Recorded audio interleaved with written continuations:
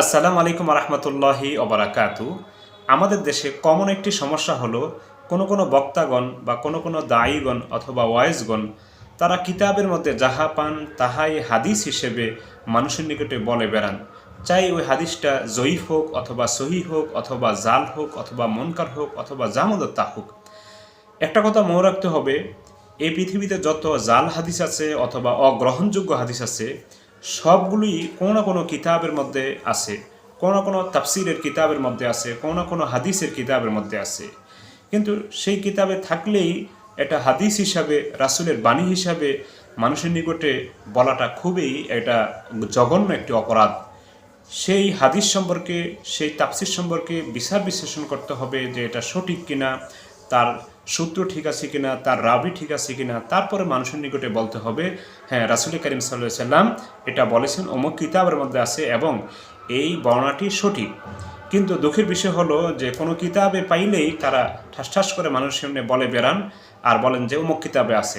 আর সাধারণ মানুষও মনে করে যে হ্যাঁ এটা তো অমুক কিতাবের মধ্যে আছে, তাহলে আর ক্ষতি কী, সমস্যা কী। কিন্তু আরেকটা সমস্যা হয়, যারা সনদ সহকারে রাবি সহকারে সঠিকভাবে বলেন আর তারা যদি কখনো বলেন যে না এটা হাদিস নয়, এটা গ্রহণযোগ্য নয়, এটা জাল হাদিস, তখন তাদের বিরুদ্ধে অধিকাংশ মানুষ লেগে যায় যে হুজুর কি বোঝে। আসলে কিন্তু উচিত যে কিতাবের মধ্যে কোনো হাদিস পাইলে সেটা নিয়ে গবেষণা করা, বিচার বিশ্লেষণ করা, যেটা কতটুকু সত্য কতটুকু সঠিক, তারপর মানুষের নিকটে বলা। তিনি আমাদের এমন নবী যার জিয়ারত করতে পারলেই জান্নাত ওয়াজিব হয়ে যাবে, যদি জিয়ারতটা আপনার সঠিকভাবে হয়।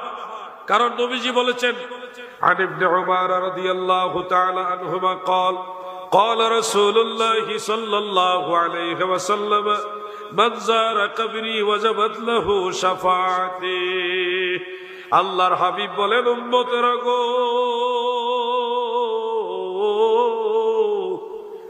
মানজারা কবরি, যারা আমার রওজা মুবারক জিয়ারত করবে, ওয়াজাবাত লাহু শাফাআতি, তাকে শাফাআত করা আমি রাসূলুল্লাহর জন্য ওয়াজিব। দেখেন আলাউদ্দিন জেহাদি সাহেব যে কথাটা বললেন যে রাসূল করিম সাল্লাল্লাহু আলাইহি ওয়াসাল্লাম বলেছেন যে আমার কবর জিয়ারত করবে তার জন্য আমার সুপারিশ ওয়াজিব হয়ে যাবে। সুপ্রিয় দর্শক, এই মর্মে যে হাদিসটি আছে অথবা অন্য বাক্যে যে হাদিসটি আছে, সেই হাদিসটি ইমাম আলবানী রহমতুল্লাহ আলাই বলেছেন যে এটা জাল। এবং ইবনে জাউজি যিনি হাদিস বিচার বিশ্লেষণ করার ক্ষেত্রে অনেক সতর্কতা অবলম্বন করেন, তিনি বলেছেন গ্রহণযোগ্য নয়। এবং ইবনে হিব্বান যিনি হাদিস বিচার বিশ্লেষণ করার ক্ষেত্রে অনেকটা নর্মিতা অবলম্বন করেন, কিছুটা নরম অবলম্বন করেন, তিনিও বলেছেন যে এটা গ্রহণযোগ্য নয়।